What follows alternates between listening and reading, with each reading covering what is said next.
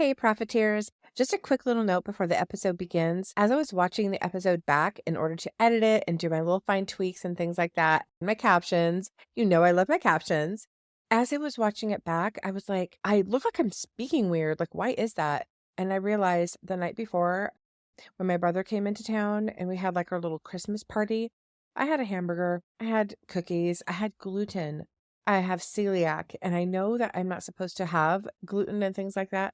For sure, definitely. I should not have had it. But I noticed that like now, if I ever have it, like my reaction seems to be getting worse and it affects my speech, my head, like my brain fog. I'm crazy tired. A lot of weird health things kind of go along with that. So I wanted to let you know before you watch this episode, you'll be like, is that lady drunk? The answer is no. I'm totally not. I have like a gluten hangover from the night before.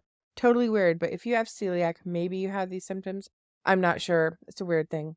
Anyway, enjoy the show. Just wanted to let you know.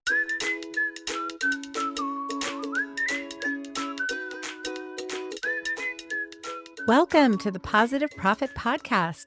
I'm Carob Brothers, dog treat business owner and collector of way too many cute cookie cutters. Do you love to bake treats for your dog and think about starting or growing your own home-based dog treat business, but you're unclear about how to do all the things to make it successful? Sister, I've been there, and we've got this.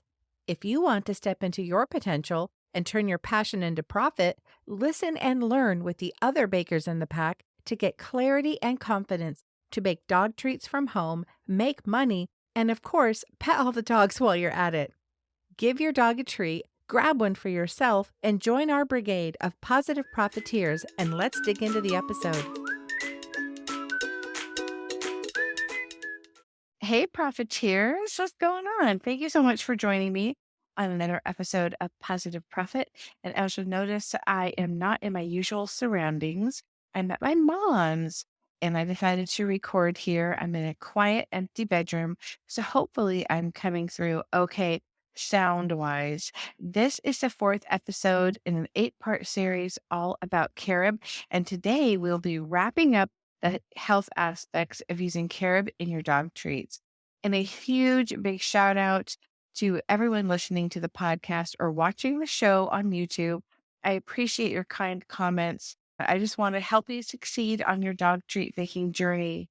Right now, we're going to check out this review from a Positive Profit podcast listener. Looks like her name is Seely Sue.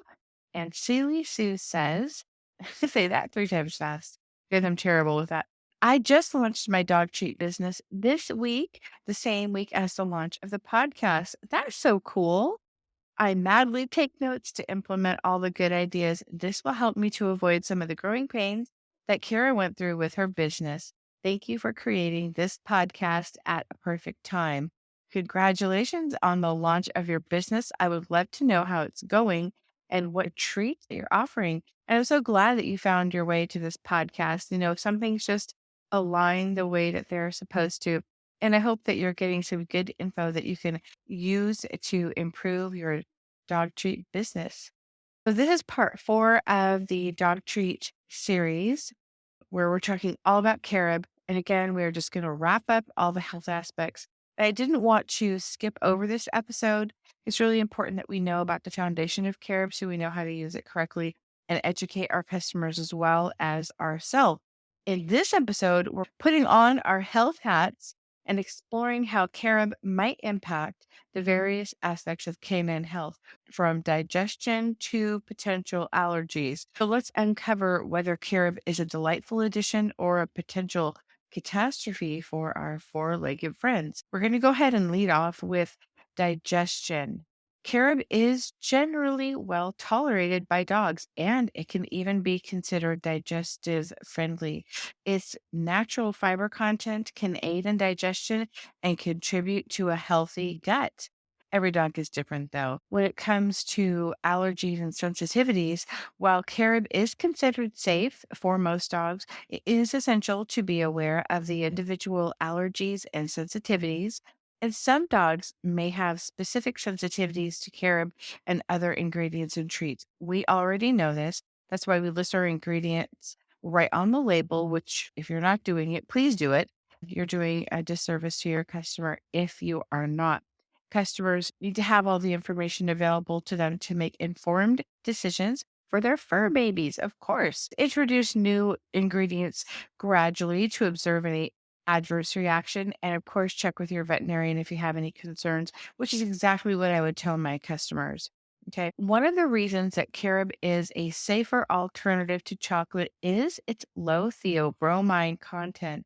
Unlike chocolate, which can be toxic to dogs, carob absolutely does not pose those same risks.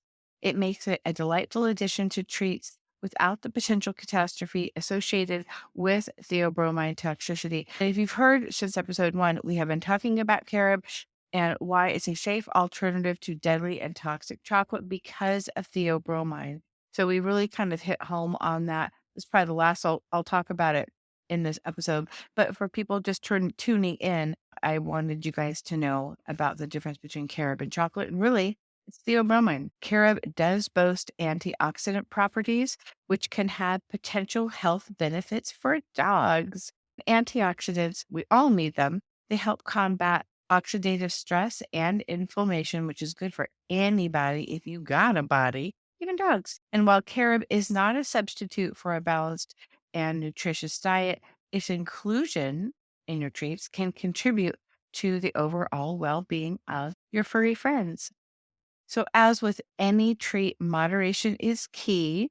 While carob is generally safe, excessive consumption of treats, even those with carob, can lead to an imbalance in your dog's diet and contribute to unnecessary calories. And that should just make sense, of course, because it's a treat. And treats should be a part of a well balanced diet, not a significant portion of your dog's daily intake. What might work well for one dog may not for another. It's so funny because people will come in and they'll say, my dog doesn't like anything to do with peanut butter. So please, if you have any other treats, please show me where those are that don't contain peanut butter. And other people will come in and say, my dog absolutely loves peanut butter. So just like humans, we have our own individual tastes. So do dogs. It's really kind of cool. Pay attention to your individual dog needs and preferences. And if you have any concerns about introducing carob into your dog's diet or using carob in your treats, consult with a veterinarian for personalized guidance. So this is a real short episode. Next time, we're going to be getting into incorporating carob into your treats. Now we're going to do some hands-on, actually mixing with the carob. What does it look like to put it in your treats, both the chips and the powder, in batter, in dough, in icing? So we're really going to get tactical and more hands-on. In conclusion, and to wrap up the health aspects, carob can be a delightful addition to your dog's treats when introduced responsibly. Its digestive friendliness, low theobromine content, and potential antioxidant benefits make it a safer alternative to chocolate. And with any ingredient, just be mindful of individual sensitivities and practice moderation. Join me next time when we explore the baking dynamics of adding carob chips and carob powder into your dog treats. There's some cool stuff there. If you don't already use carob, I would really encourage you to listen to part 1, 2, 3, and 4 of our show because it's really going to get you grounded in the concepts and the basics of carob. And especially our next one, where we're going to start putting carob into our treats. And then we're just going to go from there. I'm so excited. If you're already making treats with carob, I would love to know what treats you're making, see the treats that you're making. Check me out on Instagram at Pawsitive Profit. That's positive with a PAW. And tag me and use the hashtag Pawsitive Profit Carob and show me the dog treats that you're making with carob. I would love to know. It's interesting because I don't have anyone to bounce carob ideas off locally. I do talk about, different things about baking and stuff in my dog treat baker group. But when it comes to carob, it's not something that's, I guess, widely used. I see it a lot in icing and frosting. It's great to turn your shades of icing and frosting brown, right? It's a natural brown color. There's zero reason why you need to use artificial brown. It's just there in carob. So, so easy.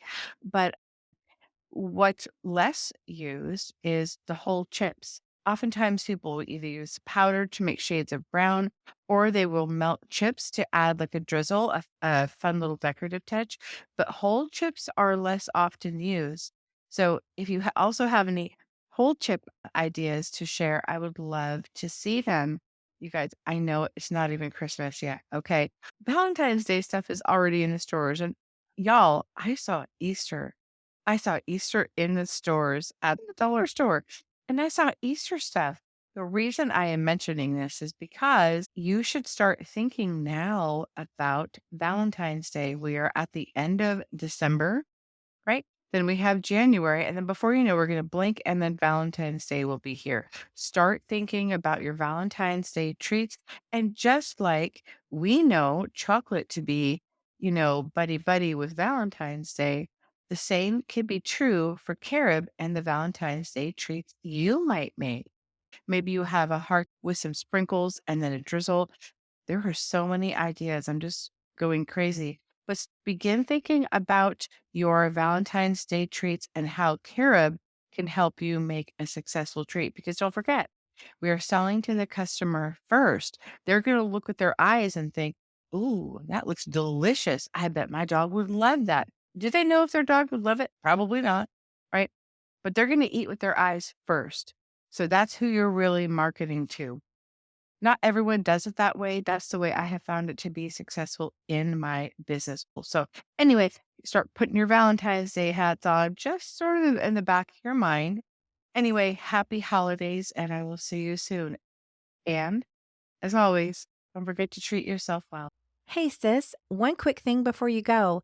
If this podcast episode helped or blessed you in some way, the number one way you can pay it forward is to head over to Apple Podcasts and search for my show, Pawsitive Profit. Leave me a review and subscribe to the channel.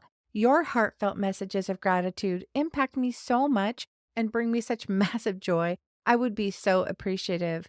Don't forget to join the free Facebook community at facebook.com/groups/start a dog treat business and send me your juicy questions at positiveprofit.com.